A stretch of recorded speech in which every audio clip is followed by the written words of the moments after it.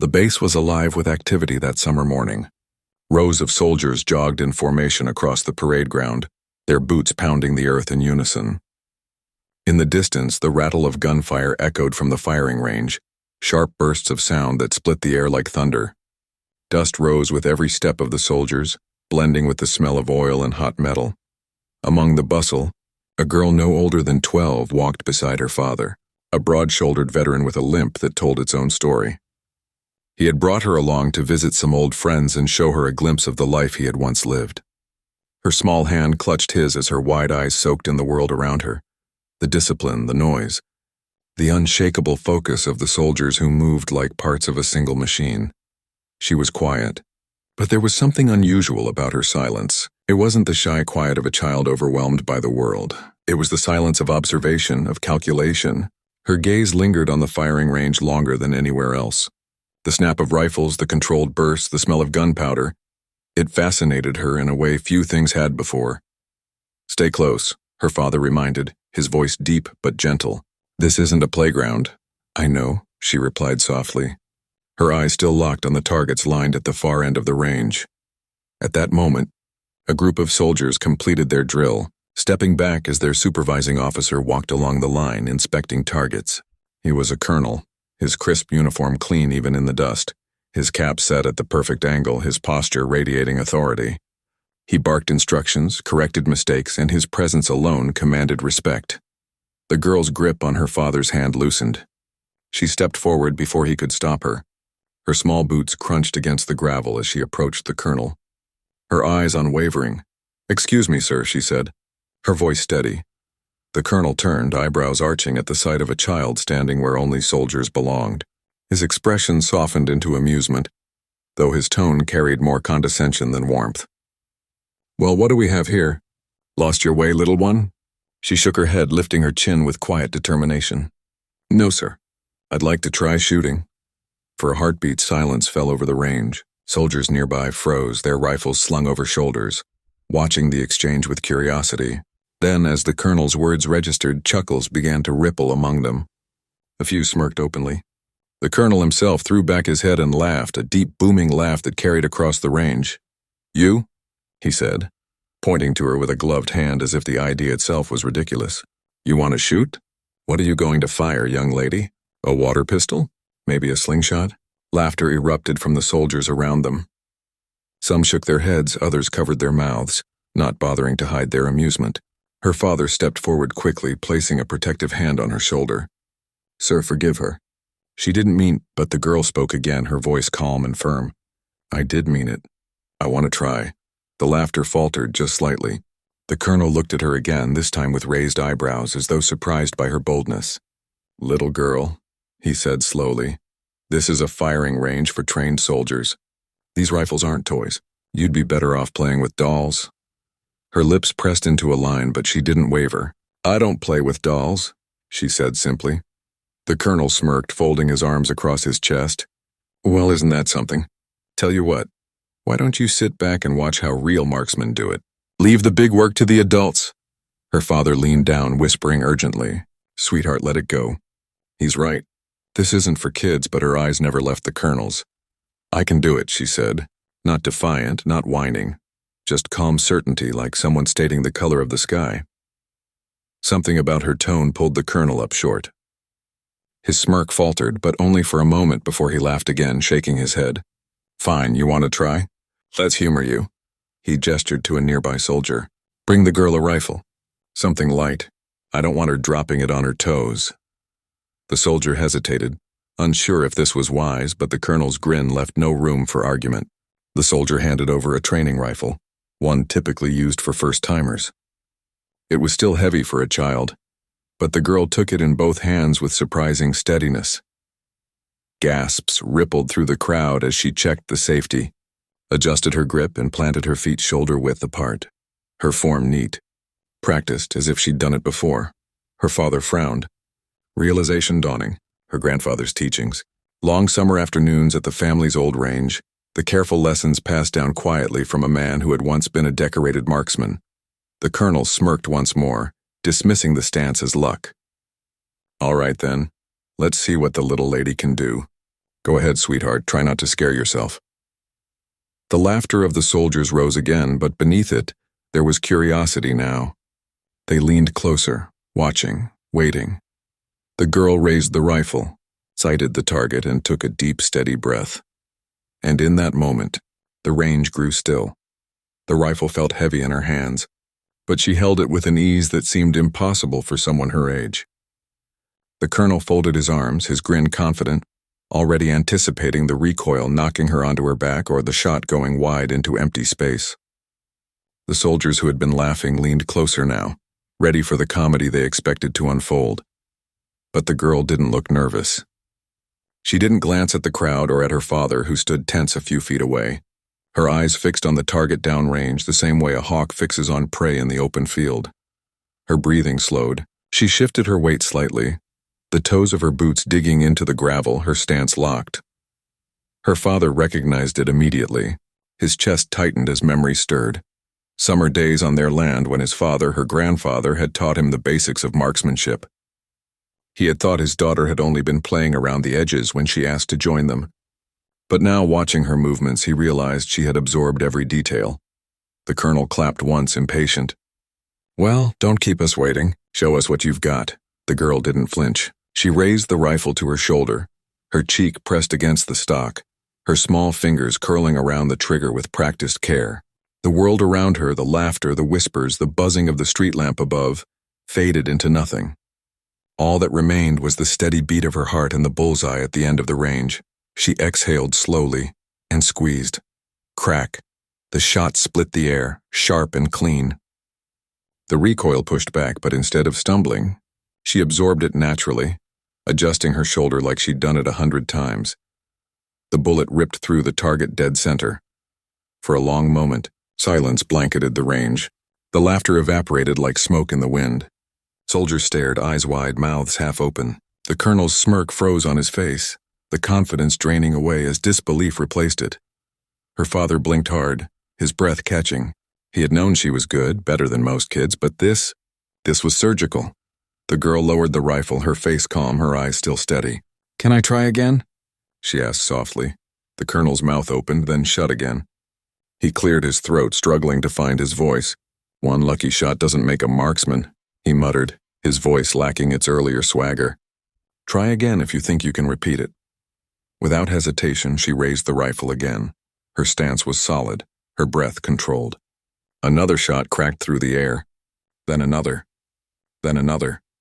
Each bullet punched the target in nearly the exact same spot, forming a tight cluster dead center.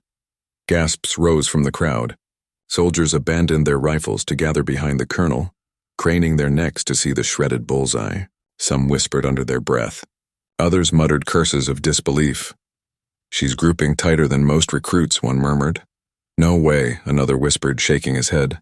That's sniper-level accuracy." The colonel's jaw tightened. His pride, once so firmly seated, was slipping with every shot she fired.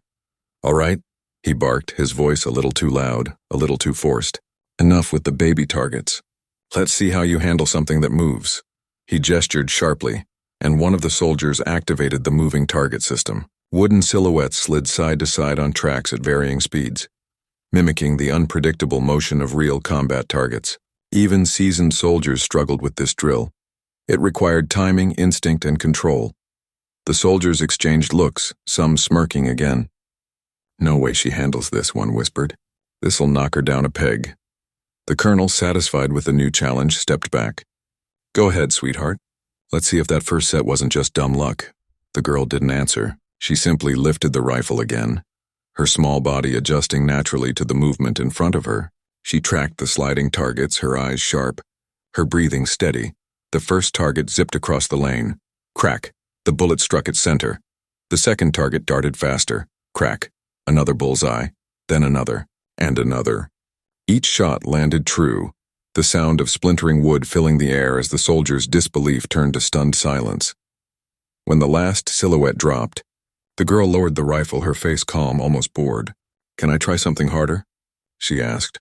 The range was deathly quiet. Soldiers who had laughed at her earlier now stood slack-jawed, their pride in their own skills shaken. The colonel's face reddened, his jaw tight. The colonel's face reddened, his jaw tight. He wasn't laughing anymore. Her father stepped forward, torn between pride and worry. "That's enough, sweetheart. You've proven your point." But she shook her head, her eyes locked on the colonel, unwavering. Not yet, and in that moment the colonel realized something he hadn't before. This wasn't a child's curiosity. This was something deeper, a fire in the discipline, something that couldn't be dismissed with laughter. For the first time in years, the colonel felt the unfamiliar weight of being challenged, not by another soldier, not by a rival officer, but by a little girl who refused to be underestimated. And the night was only just beginning. The colonel's arms were folded so tightly across his chest that his knuckles had turned white. The laughter that had once rumbled out of him was gone, replaced by a grim silence. He had expected a joke, a single awkward shot that would amuse the men. Instead, this little girl had carved holes through his pride as cleanly as her bullets had punched through the bullseye.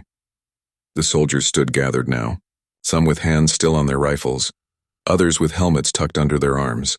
Not one of them was laughing anymore. Their faces showed something closer to awe. The colonel cleared his throat, his pride forcing him to speak louder than necessary. "All right, so maybe you can hit paper when it's close and slow, but a real marksman isn't judged by toys and luck. Let's see how you handle the real tools of this range." He motioned for a soldier to bring over a standard M9 pistol. The soldier hesitated, glancing at the girl's father, whose eyes narrowed in concern. "Sir, are you sure?" the soldier began. The colonel cut him off. "She wants to play soldier. Let's give her something more fitting." His voice dripped with challenge, his pride demanding that the girl stumble sooner or later. Her father stepped forward, his voice steady but firm. "Colonel, she's just a child. Enough's enough. You've made your point." But the girl shook her head, her voice calm. "He hasn't made any point. He thinks I'll fail." The colonel raised an eyebrow. "That's because you should fail, little lady. But go ahead if you're so sure." The pistol was placed in her hands. Heavy, sleek, far less forgiving than the training rifle. Many recruits fumbled with its weight the first time they held one. But the girl's fingers curled around the grip naturally, her thumb brushing over the safety, her stance shifting just slightly to compensate for the shorter barrel. Her father's breath caught. That was no guesswork. That was memory. Muscle memory. The colonel barked. "Target 25 meters. The lane cleared." A fresh target slid into place, its bullseye bright under the floodlights. The girl raised the pistol, arms steady, her small frame holding more discipline than half the soldiers watching. Crack, crack, crack. 3 shots. 3 holes clustered so tightly in the center of the target that they looked like one. The soldiers erupted, not with laughter this time, but with stunned exclamations. "No way! That grouping's tighter than mine last week." "She's not even flinching." The colonel's jaw tightened. His pride screamed for him to call it luck again, but the evidence on the paper mocked him. "Fine," he muttered. "Maybe you got a lucky hand with pistols too. Let's step it up." He waved to another soldier. Moments later, a carbine rifle was placed in the girl's hands. The weapon dwarfed her small frame, but again, she adjusted like she'd done it before, one knee bending slightly. The butt pressed snugly against her shoulder, her cheek finding the sightline as naturally as breathing. "Targets multiple," the colonel ordered, his voice sharp. 5 silhouettes popped up across the range at different distances. The colonel smirked again, certain this time she would stumble. Rapid transitions were hard even for seasoned shooters. The girl exhaled. Her finger squeezed the trigger. Crack, crack, crack, crack, crack. 5 shots, 5 targets dropping almost instantly, each bullet dead center.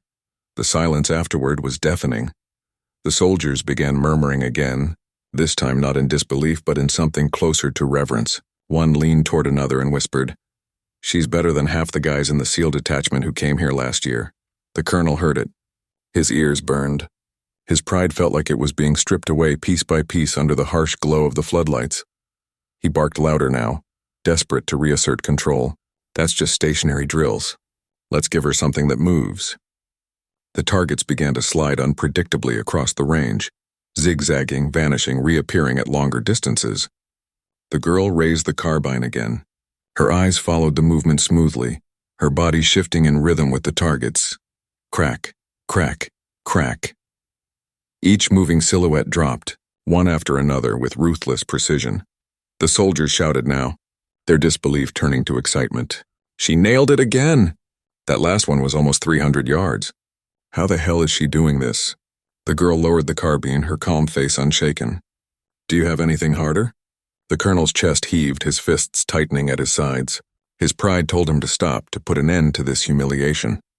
But another part of him, the soldier buried deep beneath the uniform, was intrigued. He leaned closer, his voice low but sharp. You think you're special? You're a child, and children always break when the test gets real. Let's see how long you last. But even as he said it, the colonel knew the truth was slipping out of his control. He had come here expecting to mock a little girl. Now he was watching something he couldn't explain, and it scared him. The colonel's lips pressed into a thin line as the girl calmly set down the carbine, its barrel still faintly warm. The range had gone quiet, the soldiers shifting uneasily as though they weren't sure whether to clap or keep their silence. They had seen accuracy before, drilled on it for years, but never like this, never from someone so young.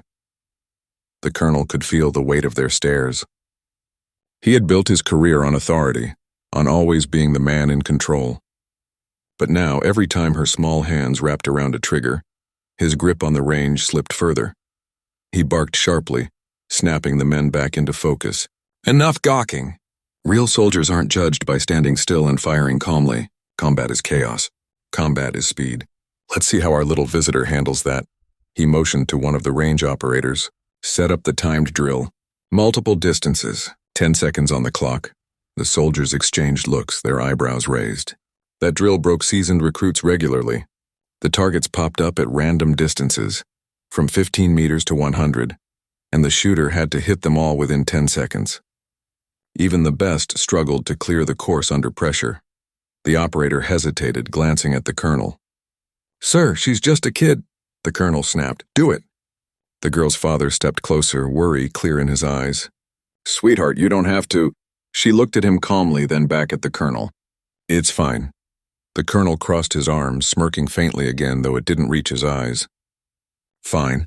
You won't even see all the targets before the timer runs out. This isn't about luck, girl. This is about instinct. She stepped up to the line, her expression unreadable. Her hand slid across the carbine as though greeting an old friend. She checked the magazine, racked the bolt, and brought the rifle to her shoulder in one smooth motion. The colonel nodded to the operator. The timer buzzed. Targets sprang to life, one close, one far, one darting across the lane. Crack, crack, crack, 3 down in under 2 seconds. The soldiers leaned forward. No way! More targets popped up, 2 at once, one at 70 meters, one at 30. Crack, crack.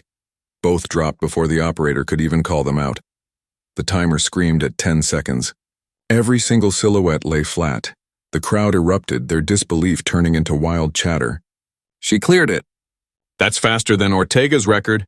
She didn't even blink. The colonel's smirk was gone. His jaw worked silently as though grinding down words he didn't want to say. The girl calmly set the carbine back on the table. Do you have another drill? Her voice wasn't mocking. It wasn't proud. It was simple, matter of fact, as if clearing a nearly impossible drill was nothing more than expected.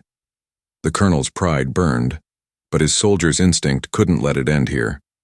Fine, long range. 400 meters. Let's see how steady those hands are without your toys helping you.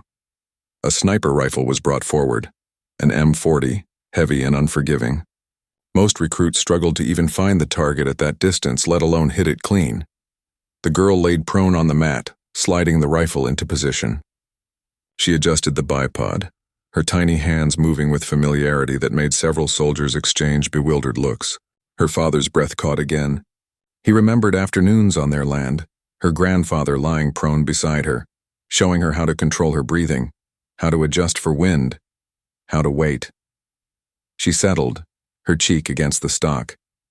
The world narrowed to the scope and the target, a small steel plate far at the edge of the range. A small steel plate far at the edge of the range.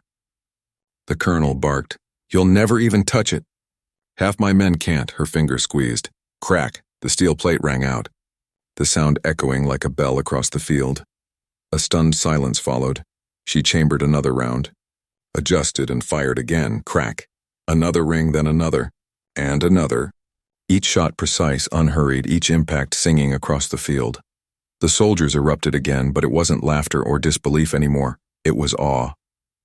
They shouted over each other, slapping helmets against their thighs, pointing at the far target where dust still rose from the impacts. The colonel's face burned hot.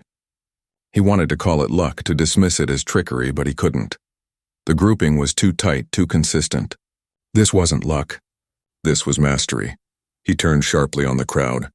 Quiet. The soldiers obeyed, though their eyes never left the girl. The colonel straightened, his voice sharp. All right, so you can hit paper, you can hit steel. But records aren't broken by flukes. They're broken under stress. Moving, reloading, adapting under fire. Let's push her until she cracks. The girl looked up at him, her calm eyes steady. I don't break, the colonel froze. For a brief moment he saw something in her gaze that unsettled him. Not arrogance, not childish defiance, but certainty. The same certainty he had only ever seen in men who had fought their way through the toughest battles. He turned away quickly, barking new orders. Set up the seal drill, full run. Let's see if she can even survive it. The soldiers shifted uncomfortably, some muttering under their breath. They knew what the seal drill meant. It was the most brutal course the base had. A gauntlet of targets, reloads, and timed movements designed to push even elite shooters to their limits. And now, a little girl was about to attempt it. The colonel convinced himself he would finally see her fail. But deep down, a part of him, the soldier, not the officer, wasn't so sure anymore, and that part scared him most of all.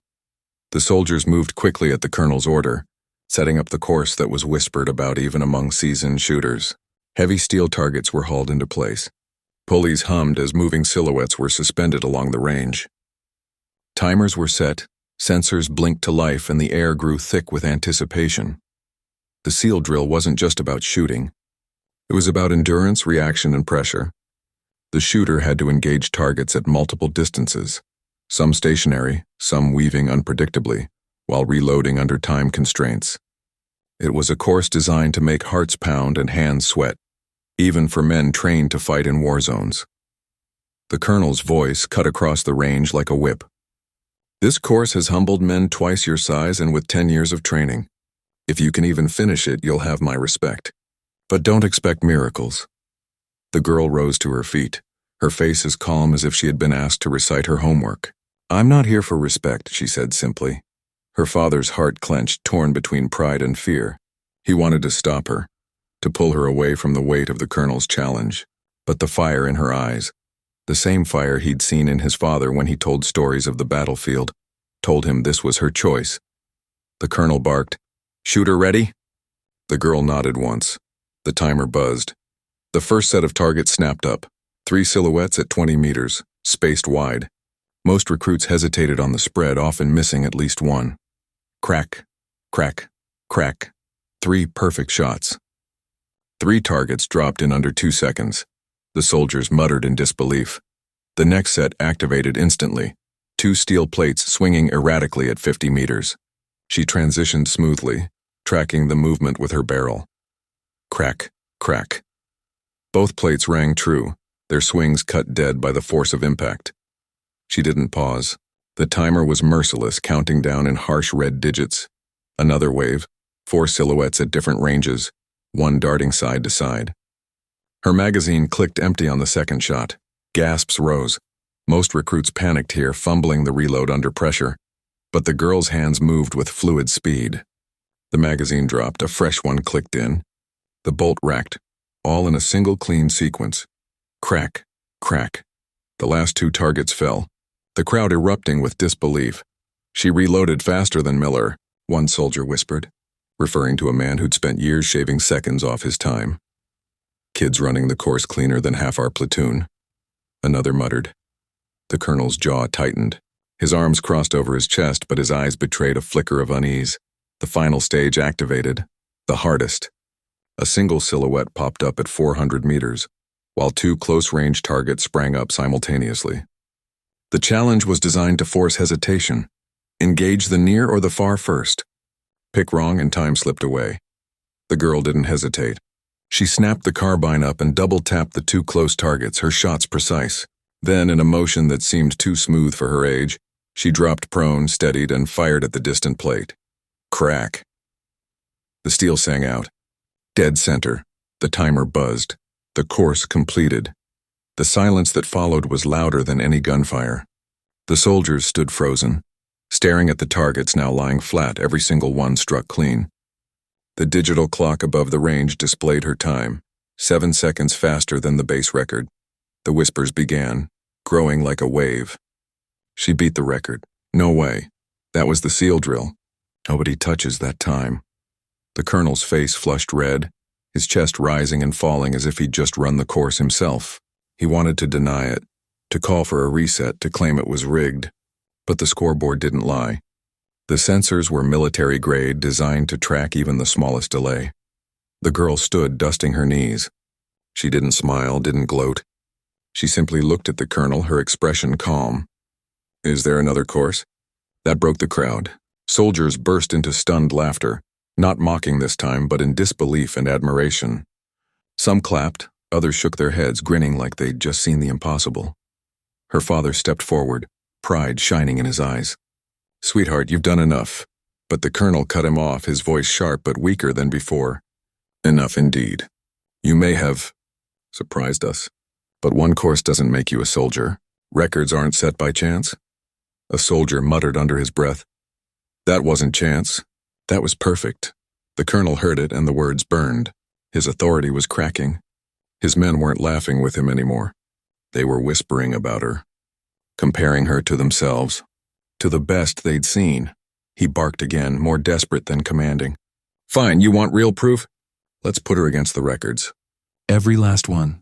Pistols, rifles, long range. The SEAL benchmarks. Let's see if she can even stand in their shadow.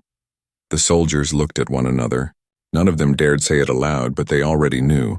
She wasn't going to just stand in the shadow of SEAL records. She was about to shatter them. The colonel, though, clung to the one hope left in his chest, that sooner or later, everyone breaks. But as he met her steady gaze again, calm and unwavering, he realized she might be the exception. The colonel's challenge hung in the air like smoke after a firefight. Every record, he had said, his voice sharp, daring, desperate to prove that her earlier success had been a fluke. Soldiers exchanged uneasy glances, their whispers rising. Some wanted to see her stumble, others weren't so sure she could. The girl's expression didn't change. She didn't grin, didn't gloat. She simply nodded once. All right, the colonel stiffened. He hadn't expected her to accept so calmly without hesitation. His pride bristled, but he waved his hand sharply. Set up the benchmarks. We'll start with pistols. A soldier hurried forward with an M9 pistol, setting up the scoring system on the digital board. The record to beat scrolled across the screen. Fastest reload and precision grouping at 25 meters. The time belonged to a SEAL veteran who had set it years ago, and it had stood ever since. The girl stepped forward, the pistol steady in her small hands. Her father watched from the edge of the line, his fist clenched at his sides, torn between fear and awe.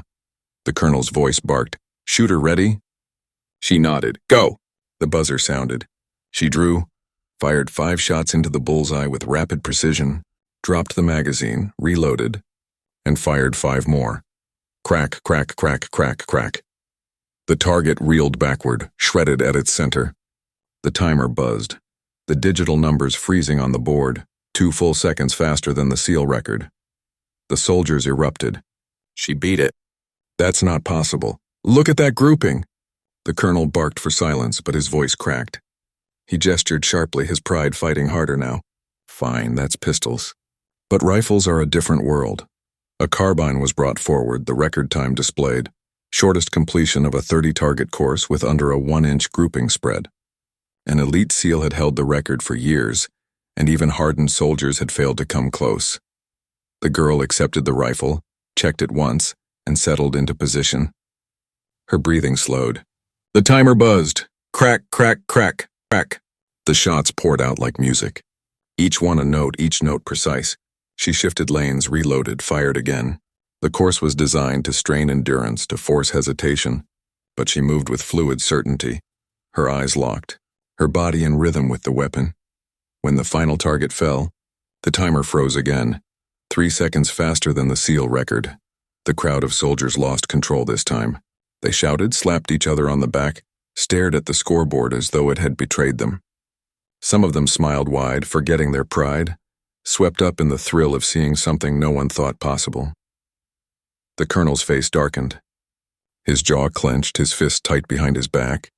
He couldn't deny it. The numbers were there. The sensors didn't lie, but his pride forced him forward. Sniper drills, he barked. 400, 600, 800 meters. Longest confirmed shot. Let's see her match that. The soldiers exchanged looks again. The long-range SEAL records weren't just good. They were legendary. The kind of shots that turned men into legends. The girl lay prone, the sniper rifle heavy in her hands. She adjusted the scope, her small fingers turning the knobs with precision that made her father's throat tighten. He remembered her grandfather teaching her wind calls, the way he had shown her to wait, to breathe, to trust patience. The colonel's voice carried sharp across the field. Target at 600 meters. You've got one shot. Don't waste it. She inhaled slowly, her eyes narrowing through the scope. The wind tugged faintly at the grass. She adjusted a fraction of an inch. Crack. The steel plate at 600 meters rang with the clean, unmistakable sound of a perfect hit. The soldiers cheered, but she was already shifting. 800 meters, the colonel snapped. His voice wavered, though he fought to hide it. Nobody's hit that on the first try. She adjusted again. Time slowed in her calm focus. Crack. The steel sang out again, the plate shuddering under the perfect strike. The soldiers erupted now, their disbelief turning to awe. She nailed it. On the first shot. That's not just luck, that's skill. The colonel's face was pale, his authority unraveling with every cheer from his men. His voice cut across the noise, but it trembled. Final record. The one nobody has touched in a decade. Fastest SEAL run on the gauntlet course. The gauntlet. The hardest test of all. A combination of everything. Speed, reloading, distance, and precision. A nightmare designed to break even elite operators. The girl stood, adjusting the strap on her shoulder. She looked at the colonel, her expression still calm, still steady. I'll try. The course lit up, targets snapping into place. The timer buzzed, she moved like water. Fast, precise, never rushed. Magazines dropped and reloaded in seconds. Targets fell one after another, close and far, moving and stationary. Every shot found its mark. When the final plate dropped, the scoreboard lit up. Her time wasn't just better. It was almost half a minute faster than the SEAL record. The range exploded. Soldiers shouted, some cheering, some stunned into silence. A few simply stood shaking their heads, muttering as though they couldn't believe what their own eyes had shown them. The colonel's face crumpled with the weight of disbelief. Every record he had trusted as unbreakable, every measure of excellence he had pointed to with pride, destroyed by a 12-year-old girl in less than an hour. The girl lowered the rifle, her breathing steady. She looked at the colonel, her voice calm, almost soft. Is that enough? For the first time in years, the colonel had no answer. The scoreboard still glowed red with her name at the top, a digital monument to what had just happened. Every SEAL record, every untouchable benchmark now lay shattered beneath her steady hands. The soldiers who had mocked her earlier stood in silence, their disbelief replaced by something closer to reverence. The colonel's chest rose and fell heavily as he stared at the numbers. His arms hung stiff at his sides. For years he had barked orders, drilled men, laughed at their mistakes, and lectured them about discipline. He had seen some of the best shooters in the service come through this very range. And now he was watching a little girl stand where none of them had stood, calm as the dawn with a pile of records behind her.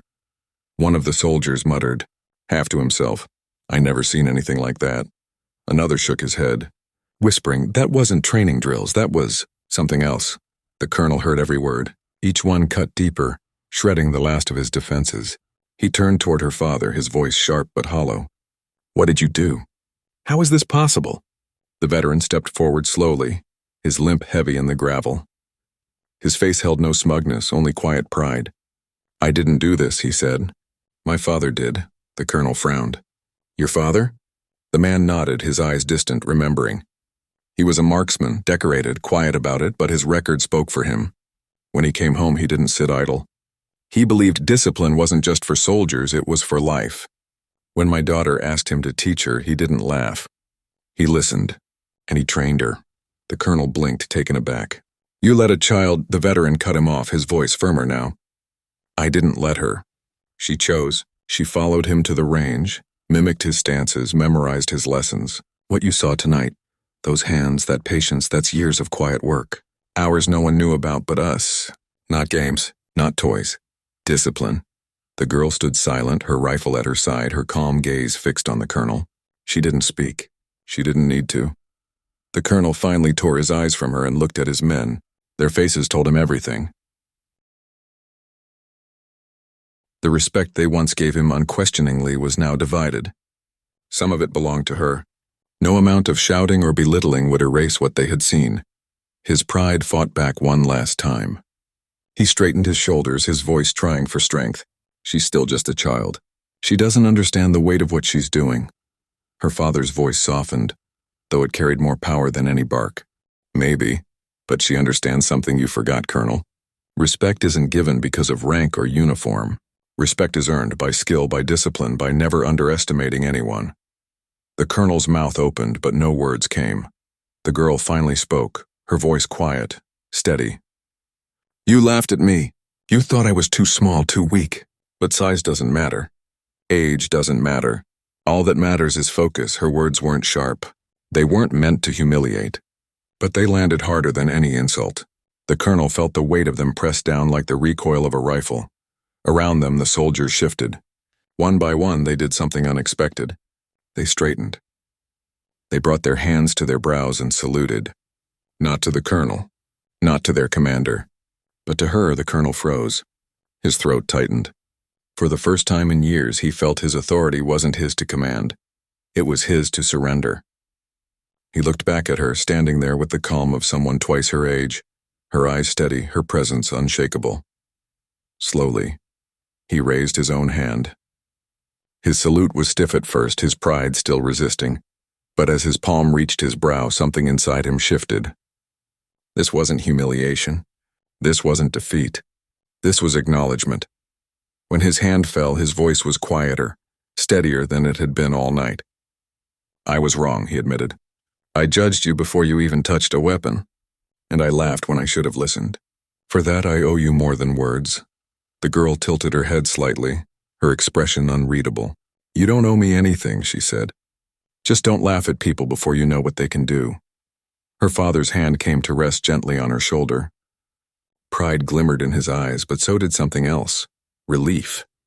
Relief that the fire in her hadn't been broken by ridicule, that her grandfather's lessons had carried her through. The colonel exhaled heavily, his shoulders sinking as the last of his pride gave way. He looked at her again, his tone respectful now. What's your name, young lady? She answered simply, and in that moment the colonel knew that name would travel farther than the record she had just broken. The night air was cooler now, the heat of the day long gone. Floodlights hummed over the range, casting long shadows across the gravel. The scoreboard still glowed with her name at the top, as if refusing to dim, refusing to let anyone forget what had just happened. The colonel stood off to the side, his cap tucked under his arm, his jaw tight but no longer clenched with pride. His salute still lingered in the minds of every soldier present. He hadn't saluted a civilian in his life, not even a decorated war hero out of uniform. Yet tonight he had saluted a 12-year-old girl because anything less would have been dishonest. Her father placed a hand on her shoulder. You've done enough for one night, he said softly. She nodded, calm as ever, and set the rifle back on the table. She had no need to bask in applause or recognition. To her, this wasn't about records or pride. It was simply about showing the truth, that strength could live in places no one expected to find it, but the soldiers couldn't stop whispering. I've never seen anyone shoot like that. She didn't even flinch. On the sniper rounds, she ran the gauntlet, like she was born for it. Word spread fast on a base. By the time she and her father walked toward the gate, men who hadn't even been near the range were already asking, is it true? Did a little girl break the SEAL records? She walked between the murmurs, her boots crunching softly in the gravel. She didn't meet their eyes, didn't need to. Their silence said enough. Silence said enough. Respect was a weight she carried without asking for it. At the gate, her father paused, looking back at the glow of the range. His limp slowed him, but his voice was steady. Your grandfather would have been proud, he said. You reminded them what discipline really means. She looked up at him, her face unreadable, but her voice gentle. He already taught me that. Tonight just proved it. Behind them, the colonel remained where he stood, his men circling in hushed conversations. Some glanced at him, waiting for orders, waiting for an explanation. He offered none. Instead, he finally said the only thing left in him, "Remember what you saw tonight. Don't ever underestimate quiet hands." The soldiers nodded, some solemn, some still shaking their heads. They would never forget. By morning, the whispers had spread far beyond the base. Stories travel fast where soldiers gather. In the mess hall, they told it over breakfast. A little girl who silenced a colonel and outshot records carved by warriors. In the barracks, it was retold with awe. How she had reloaded faster than anyone, how she'd made the long shots look easy. Soon, the tale grew wings. Other bases heard of it through calls and emails. Civilian contractors passing through carried the rumor into town. By the end of the week, locals were talking too. "Did you hear about the girl at the base? They say she broke every Navy SEAL record in one night." Some dismissed it as exaggeration, the way legends always start. But those who had been there knew. They had seen the calm in her eyes, the patience in her breathing, the steady way she broke down every challenge. They didn't just call it luck. They called it skill, skill that belonged not to a soldier yet, but to someone destined to leave her mark. The girl herself never asked for recognition. She returned to her quiet life. Back to schoolwork and family dinners, the rifles left locked away until another day. She didn't brag to friends, didn't tell stories about humiliating a colonel. That wasn't her way. But in the world she left behind at the base, her legend grew. Soldiers spoke of her with the same tone they used for war heroes, half disbelief, half reverence. Some used her as a lesson for rookies, never underestimate anyone. Others used her as inspiration when they trained, imagining the small hands that had outshot them all. And the colonel? He never laughed at another young recruit again. Whenever he saw hesitation in a soldier's eyes, whenever he felt the temptation to dismiss someone too small, too new, too unlikely, he remembered the little girl who had stood on his range. And he bit back the laugh, because he knew now that laughter, in the wrong place, only made silence louder. As the weeks turned into months, the story of that night became something more than fact. It became legend. The night a little girl asked to shoot was mocked for it, and then wrote her name above the toughest men alive. And though she didn't know it yet, though she carried on quietly with her life, her story was already being told in mess halls, on buses, at kitchen tables where soldiers ate with their families. They didn't just remember her accuracy. They remembered the lesson. That discipline is ageless, that respect must be earned, not assumed, and that sometimes the smallest hands can hold the steadiest aim.